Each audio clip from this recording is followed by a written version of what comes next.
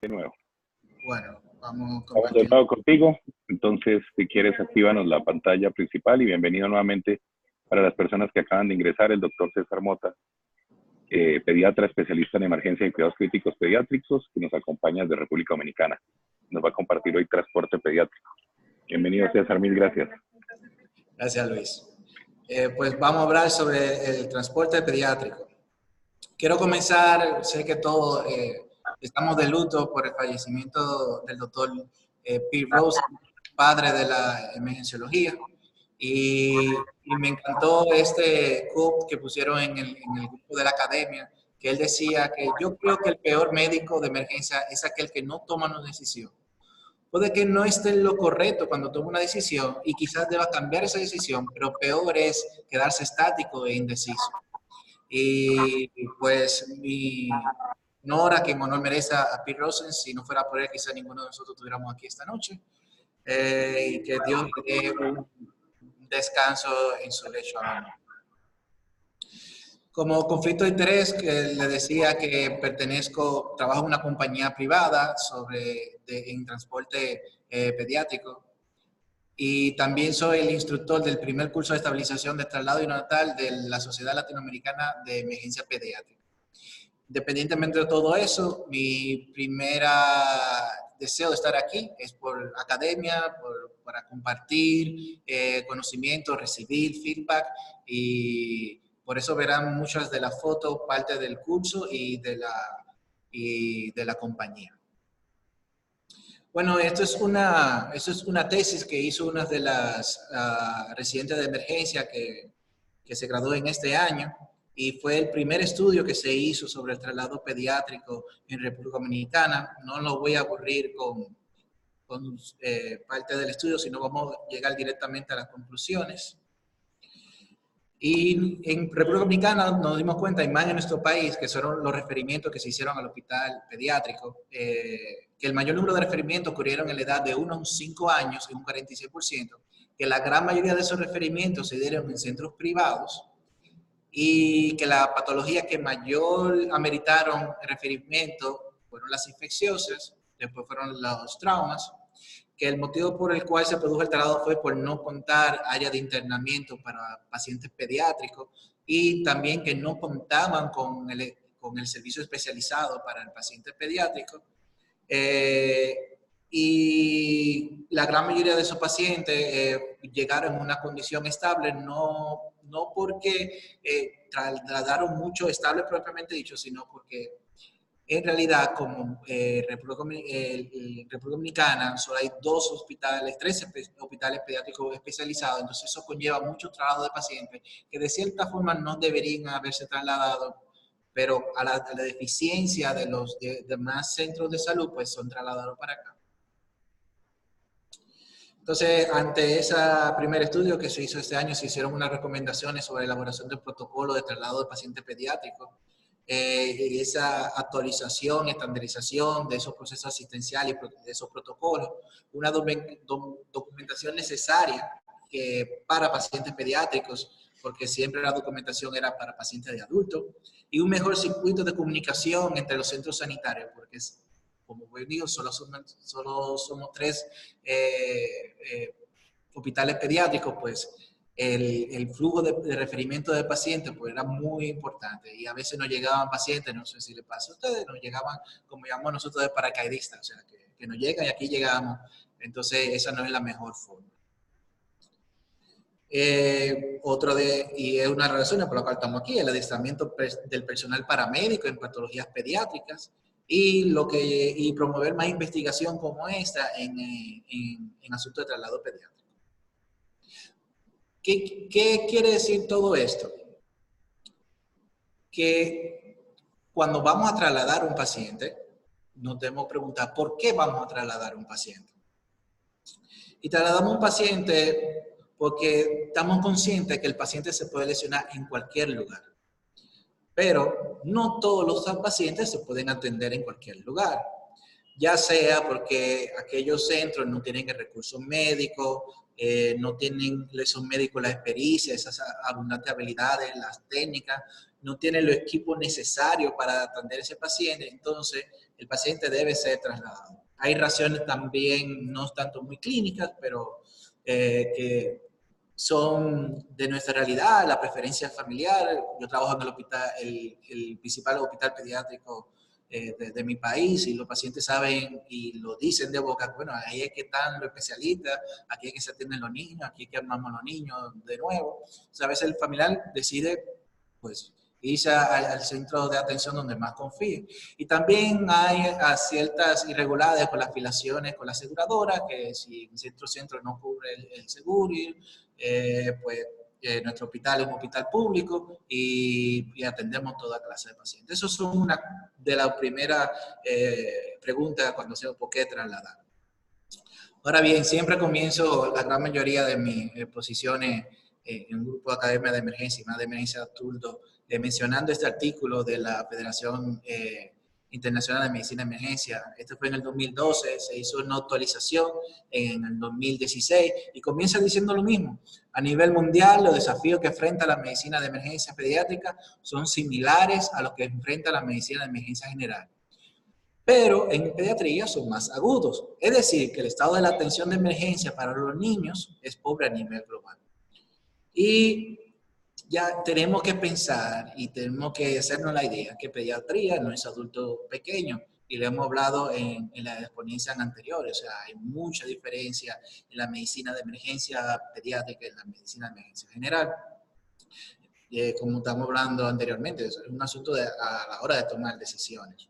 Pero la realidad es, y aquí yo estoy citando el artículo, los servicios hospitalarios críticos han sido diseñados por emergencia adulta, y aquí recalco yo, que es el mejor de los casos, porque en nuestro país la emergencia es relativamente nueva y muchos de estos sistemas pues se están siendo adaptados por emergencia adulta, y eso ha sido genial.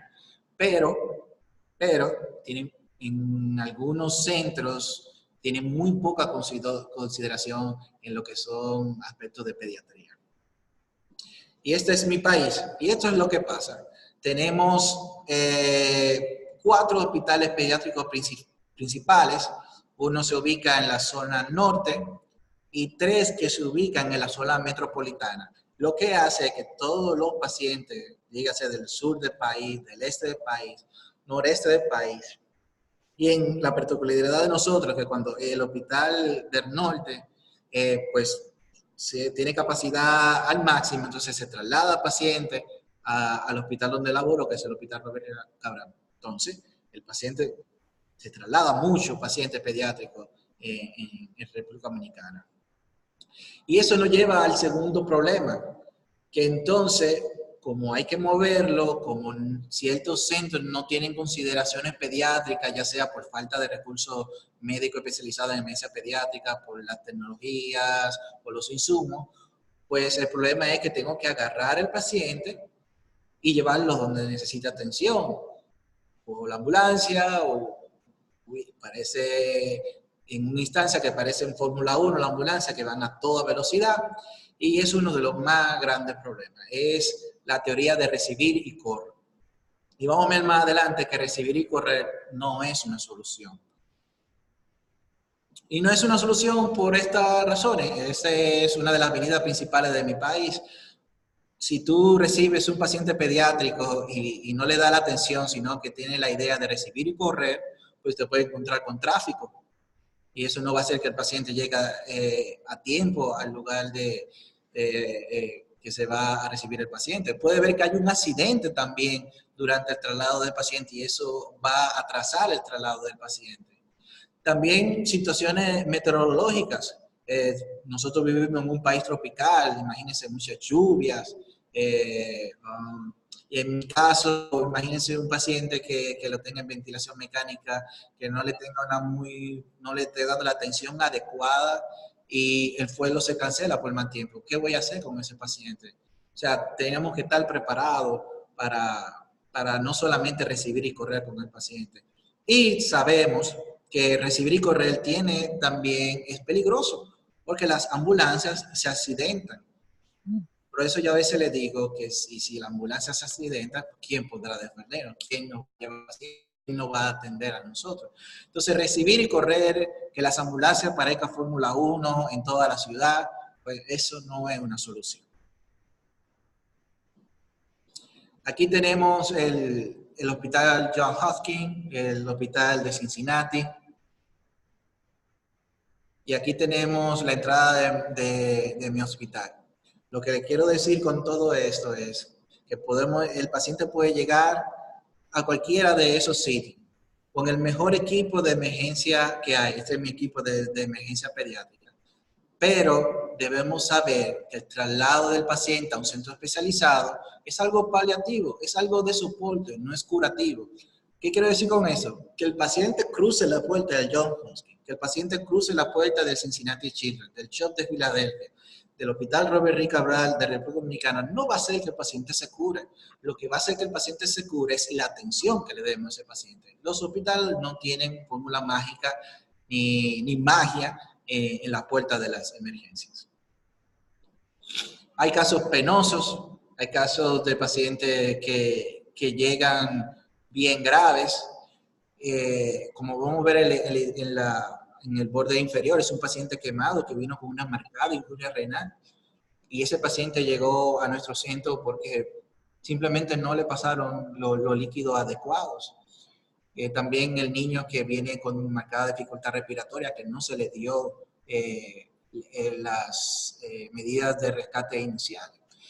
Entonces, recibir y correr no es una solución. Entonces, quisiera cambiar el pensamiento de recibo y corro a pensar que es mejor el paciente trasladado adecuadamente que prontamente. Porque el traslado del paciente debe ser igual o mejor calidad de la atención durante el traslado. Y sabemos, que vamos a ver más adelante, que el traslado conlleva también a morbilidades, que vamos a detallar un poco más adelante. Y es por eso que en Estados Unidos se comenzó a investigar sobre el traslado pediátrico, principalmente pediátrico, y se hicieron la pregunta, ¿acaso el traslado pediátrico contribuye a morbilidad al paciente que se encuentra enfermo? Y las conclusiones fueron que sí, que el transporte puede llevar efectos adversos, que los pacientes más enfermos, según por la escala de PIN, tienen un mayor riesgo de eventos adversos durante el traslado, y que la incidencia del deterioro fisiológico, así como los eventos adversos relacionados con la UCI, están directamente relacionados con la distancia y con el tiempo de transporte. Y siguieron investigando, mejoraron procesos, dieron entrenamiento, y aquí es donde quisiéramos llegar.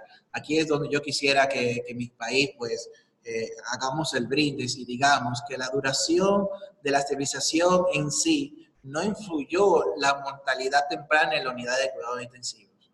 Entonces, ya vemos que a ellos les tomó un poquito de tiempo, en 1992, ya en el 2010 ya se estaba hablando de esa efectividad en el traslado del paciente pediátrico. Entonces, ¿cómo hacemos un traslado de paciente pediátrico? Yo lo resumí en 3 pasos, en 3 procesos. Una es el entendimiento, el completar, definir lo que son las fases del transporte per se, tener un adecuado equipo y formación, y por último, tener una unidad de transporte adecuada para el traslado de pacientes. La fase del transporte la conocemos, lo que es la activación, la estabilización, el transporte propiamente dicho, y algunas recomendaciones sobre la activación es el control médico. Que el médico que funcione como control médico tiene que tener conocimiento del caso y el motivo de traslado, porque el paciente debe trasladarse al lugar indicado. Y debe conocer el centro asistencial de destino y cómo está la situación del centro asistencial de destino. También debe elegir el mejor medio de transporte, porque ya sea por distancia, el paciente debe trasladarse vía ambulancia o debe trasladarse vía aérea. En nuestro país no tenemos traslado vía aérea por el momento. Y obviamente la designación del equipo de traslado. La otra fase es la de la estabilización, que lo hemos hablado anteriormente en las exponencias pasadas, bien sencillo, triángulo de evaluación pediátrica, evaluación pulmonar rápida, el control fisiopatológico y las medidas iniciales de soporte. Lo vamos a dar esa pincelada más adelante. Y el transporte propiamente dicho, hacer medidas de seguridad como checklist y un entendimiento de lo que es la fisiología del transporte.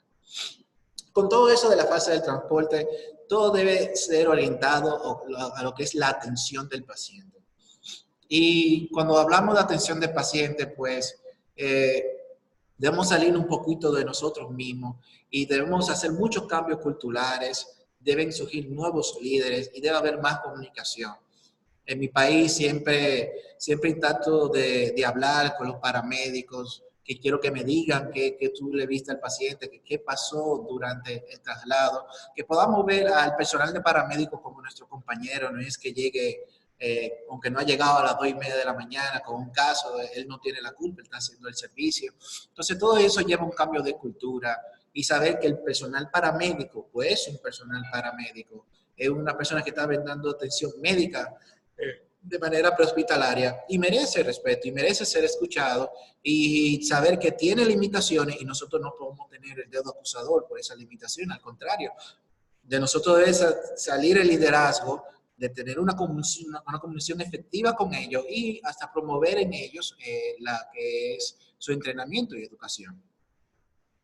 De la estabilización, pues sabemos que cuando hablamos de niños, pues se nos ponen los dedos de punta, a veces estamos gritando, busquen un pediatra, busquen un médico, y esa no es la idea. O sea, recuerden herramientas como el triángulo de evaluación pediátrica, que no se utiliza las manos, es una evaluación que hace en menos de 45 segundos, tiene 3 lados, lo que es la apariencia, el trabajo respiratorio y la circulación, que ya sabemos que la apariencia refleja el estado de oxigenación y ventilación, más que toda la perfusión cerebral y la función del sistema nervioso central, que ese lado de la apariencia pues se va desarrollando con mucha experiencia, con mucho contacto con el paciente pediátrico.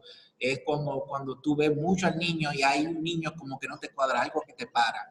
Eso es lo que quiere decir la técnica de la apariencia, el trabajo respiratorio, lo de los sonidos, la posición, si tiene retracciones, y lo que es la circulación, si vamos a ver si la piel está moteada, si está cenútico, si está pálido, porque refleja lo que sí el gasto cardíaco y la perfusión a los órganos son adecuadas.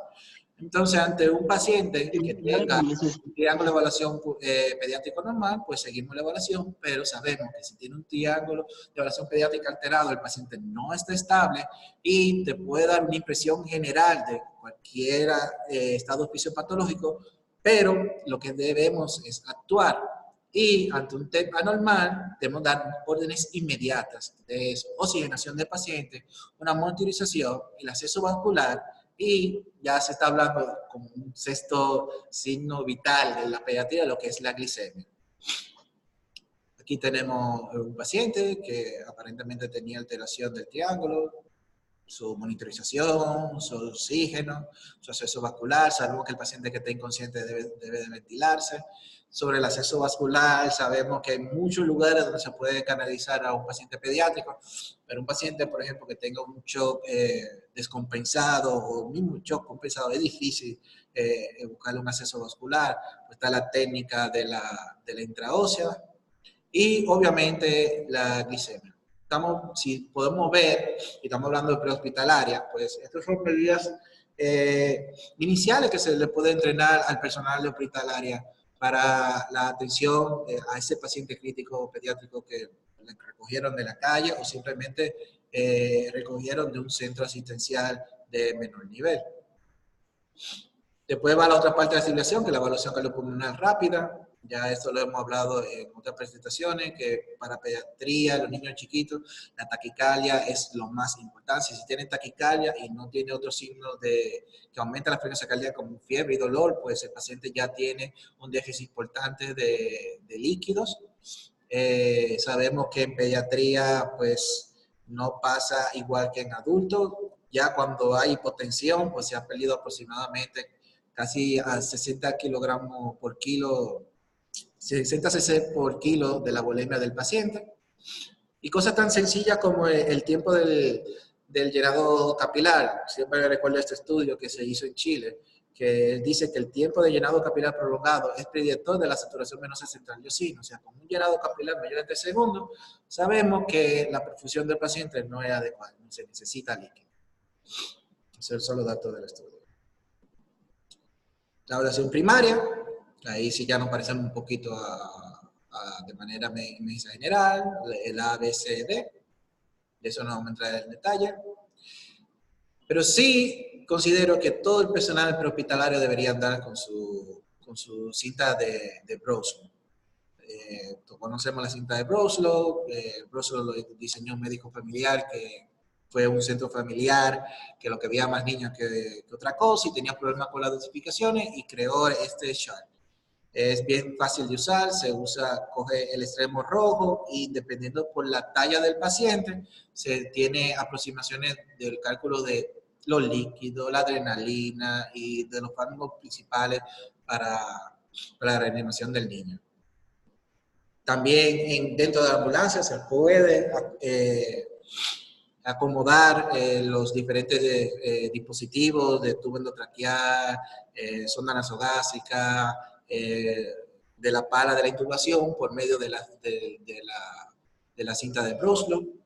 Y también hay técnicas como la técnica de Hand-Tevi. Y para allá, como nosotros, que somos milenios, pues también hay aplicaciones. En este caso está la PediHelp, que es gratuita y nos ayuda por medio, por la edad del paciente, te da el peso aproximado y te aparece los diferentes cálculos de las medicaciones principales de emergencia en pediatría. También trasladamos pacientes neonatales y hay unas consideraciones especiales que tenemos que tener en el traslado de natal. Por ejemplo, en el neonato la vía aérea es de menor tamaño y se recomienda entonces que su posición cefálica sea neutra. Que si tiene un problema respiratorio, estar pendiente con solas anhelos, recién nacidos prematuros. Y si tiene un dispositivo, ya sea de presión, CPAP, presión positiva, el paciente neonatal debe irse con una sonda nasogástrica para evitar la broncoaspiración.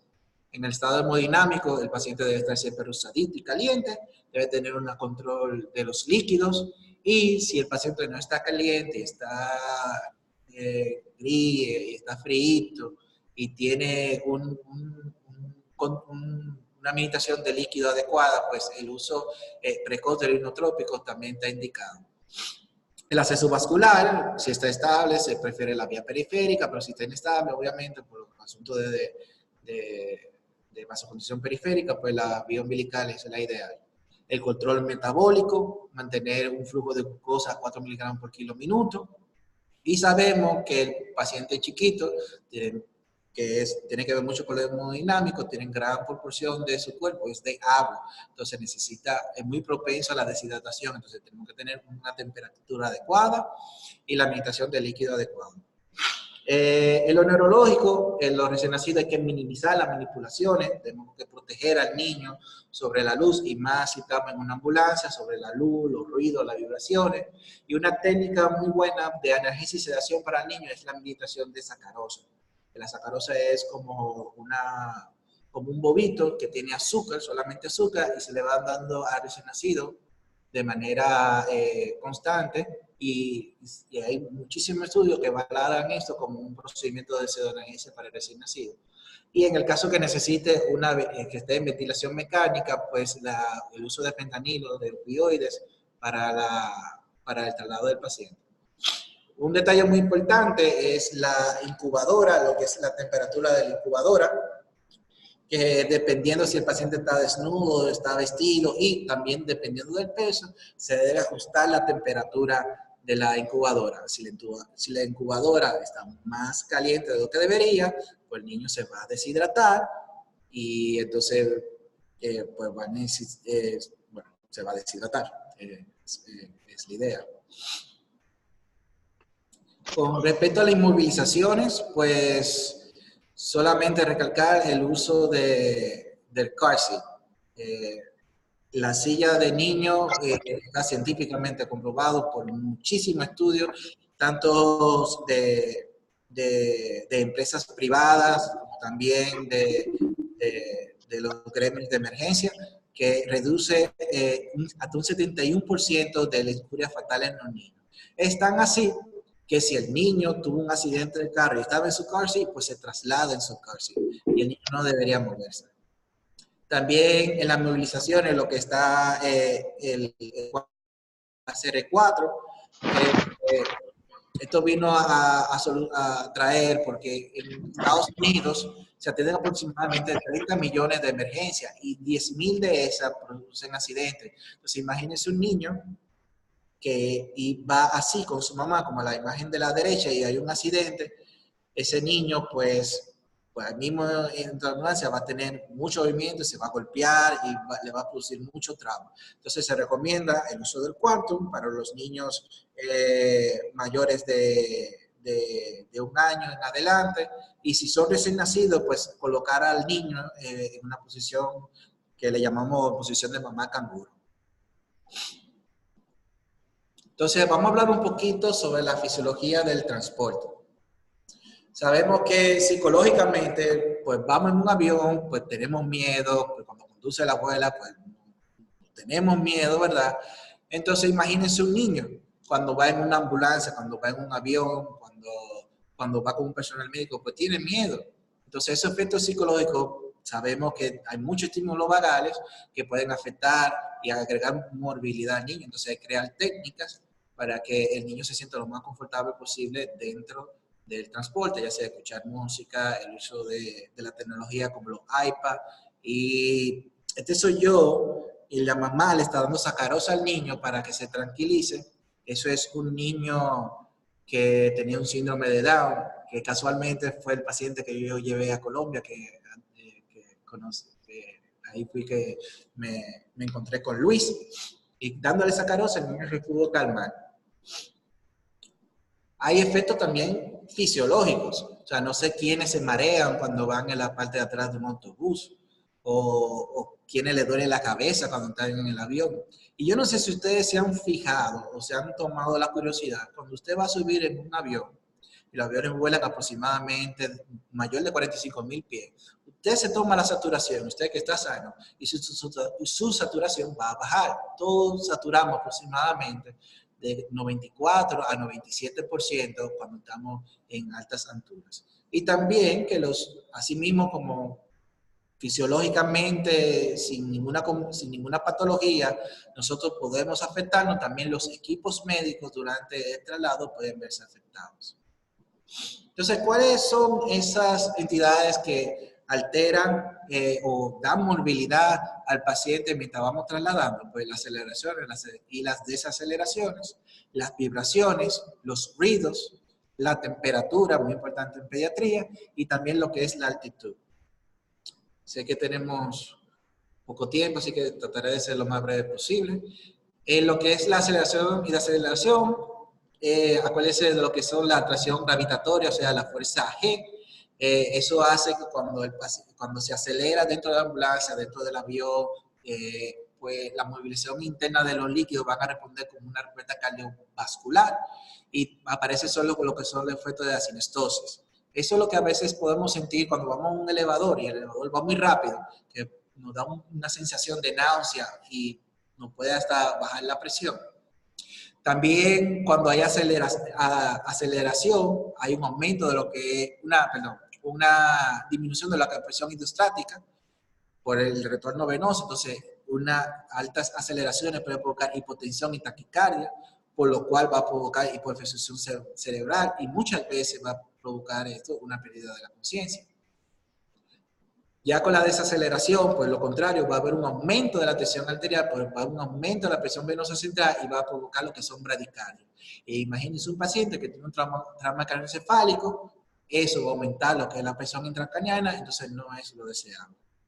¿Qué le quiere decir con todo esto? Lo que estábamos hablando al principio. Recibir y correr un para uno no es una solución para el traslado del paciente. Las vibraciones tienen efectos directos e indirectos. Los directos son lo que son las depredaciones. Esas vibraciones que van a influir mucho lo que son en los aparatos más que otra cosa. Pero en los recién nacidos tienen la particularidad que pueden producir microsangrado en la microcirculación. Entonces hay que tenerlo bien pendiente. Y no solamente eso, imagínese un niño que usted tiene, que está intubado y el tubo está justo. Y esas vibraciones se van a transmitir en lo que es las cuerdas vocales y puede lesionar las cuerdas vocales o darle un edema de glotis al niño. Entonces, esas vibraciones deben tenerse en consideración. Por eso el paciente pediátrico, como se va a trasladar y tener pendientes esas vibraciones, debe estar acolchonado y si el tubo endotraqueal tiene balón, pues debería desinflarse lo más posible. No en su totalidad, obviamente, porque sabemos que es una de las fijaciones del tubo endotraqueal. El ruido, no estoy seguro que estamos en el servicio de emergencia y escuchamos la ambulancia que llega, pues ya no tensa a nosotros. Imagínense un niño que tiene una condición, una madre que tiene un niño con una condición y está en medio de un sinnúmero de ruidos, el movimiento de los aparatos que causan ruido. Todo eso produce ansiedad y por consiguiente produce descargas vegetativas que ya la conocemos, como son la bradicardia, la hipotensión y hasta la hiperventilación, que son perjudiciales para la condición del paciente. La temperatura y la altitud van de la mano por la ley de Boyle. Sabemos que mientras más a altura, pues la concentración de oxígeno disminuye y la suma de todos los de los gases pues es en su totalidad, lo que quiero decir que lo que más abunda es el nitrógeno. Entonces, si volvemos a sumar todo lo que hay en un espacio, pues el oxígeno es que se ve más perjudicado. Y los aviones, en el caso yo que hago traslado en aviones, las cabinas son presurizadas, pero no están presurizadas al 100%.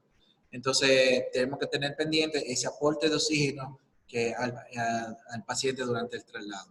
He trasladado pacientes cardiópatas con John, con Fallot, en cual al subir a 40.000, 35.000 pies, pues la saturación de oxígeno baja de manera considerable. Y eso es algo que debemos prevenir y si un vuelo que es largo, debemos tener una cantidad adecuada de oxígeno para administrarlo al paciente. También sabemos que lo normal es que la disminución de oxígeno, que el oxígeno disminuye, por lo cual una saturación de 95, 94, 96 es lo ideal. No es bueno tener una saturación al 100%, porque acuérdense, la acumulación de los gases va a provocar el aumento de la presión de esas cavidades y, por ejemplo, en el baloncito, pues la presión de ese baloncito se ha visto el caso que se explota el baloncito. Entonces, una buena medida es también reducir el baloncito a la hora de coger altura. Ya con lo que tiene que ver con equipo y formación, que es la otra fase, aquí hay un artículo donde ellos hicieron un análisis multivariado que mostró una asociación entre el uso no especializado de un equipo no especializado, o sea, un equipo no entrenado, y vieron que en el equipo no entrenado hubo más eventos adversos durante el transporte, eventos de la vía aérea, paro cardíaco, también hasta fallo en el equipo, y hubo hasta hipotensión sostenida, que en pediatría no se debe permitir la hipotensión. La hipotensión es un signo tardío, como hablamos anteriormente. Y en el equipo no especializado, la enfermedad ajustada aumentó la mortalidad.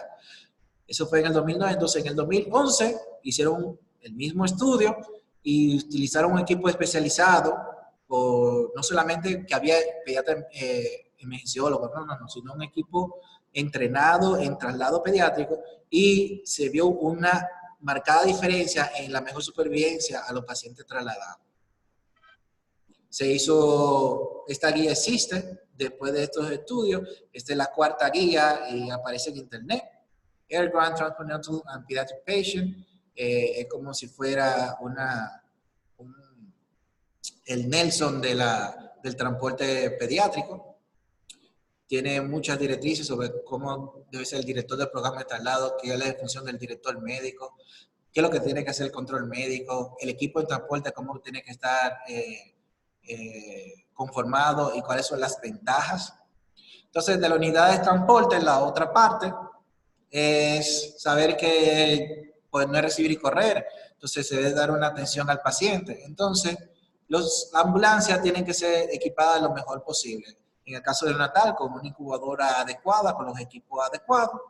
Y hay que innovar. Hasta tenemos en Chicago ambulancias que andan con tomógrafos, que son unidades de stroke. Y hay hasta quirófanos móviles. Entonces no vamos a querer todo eso, más en pediatría. Pero ¿qué si queremos en pediatría? Bueno, que la ambulancia parezca algo para pediatras y que tenga el equipo necesario para atender al paciente y obviamente que tenga espacio para mamá y papá. Entonces, ¿a dónde vamos? Bueno, lo primero es quitar la palabra imposible y hacerlo posible.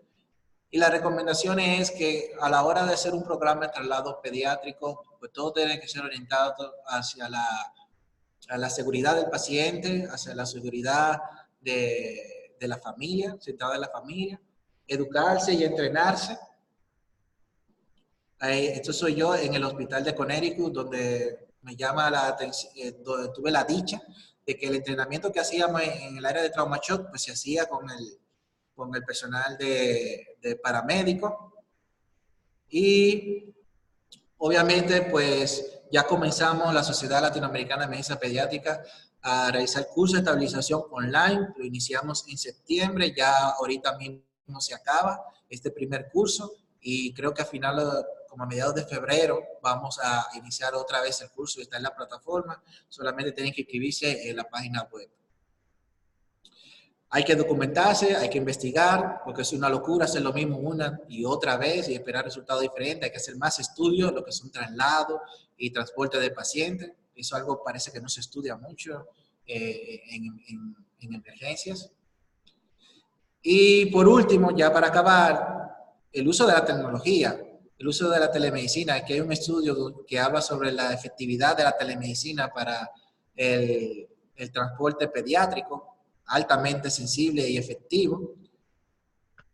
Y un estudio reciente es que si no tenemos el equipo para hacer telemedicina, pues hasta con los mismos celulares, el uso de WhatsApp, que tiene con un sistema de alta calidad, es costo efectivo y es beneficioso para el paciente. Entonces la moraleja es que no solamente selfie con los pacientes, sino vamos a usar la tecnología para ver cómo va ese traslado. Entonces, Test hizo unas reglas generales para el transporte. Primero, planear hacia adelante. Ninguna forma de transporte es ideal para cada paciente. Tiene que individualizarse. Recuerde que cualquier hospital es mejor que cualquier ambulancia, que cualquier avión. Que recordar que cualquier paciente enfermo se puede poner más enfermo durante el traslado. Hay que prevenir todos esos problemas. Y esos problemas pequeños, grandes fueron pequeños que no se anticiparon y que nada dura para siempre. La gasolina, el oxígeno, la batería, es la regla. Por último, no basta hacer el bien, hay que hacerlo bien. Si tienen alguna pregunta, creo que no da tiempo, pero ni modo. Muchas gracias. Esta es mi red social. Cualquier pregunta, estamos a la orden.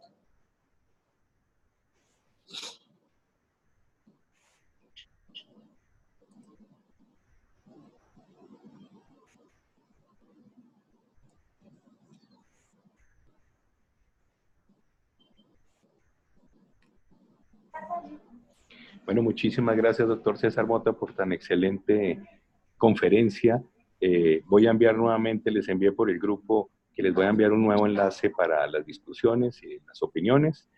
Y ya enseguida se los comparto para que pueda usted atender las preguntas que se generen.